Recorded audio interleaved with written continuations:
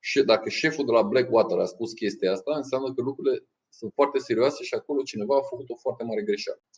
Deci șeful de la Blackwater din America a ieșit în față și a zis că a fost o mare greșeală ca Trump să facă acest lucru și să o facă singur așa de felul lui.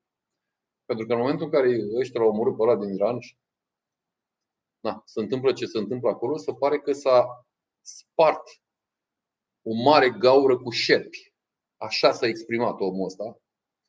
Și că lucrurile acolo nu se mai poată fi oprite atât de ușor. Dar absolut toată lumea, încă o dată, o să aibă foarte mult de suferit, pentru că de acolo vor pleca foarte mult tot felul de teroriști de ăștia cu bum, bum, bum și hau, hau, hau și tot felul de bombe legate de jur împrejurul capului, gâtului, la mijloc. Știți? N-am mai avut de mult de astea cu avionul bum, bum.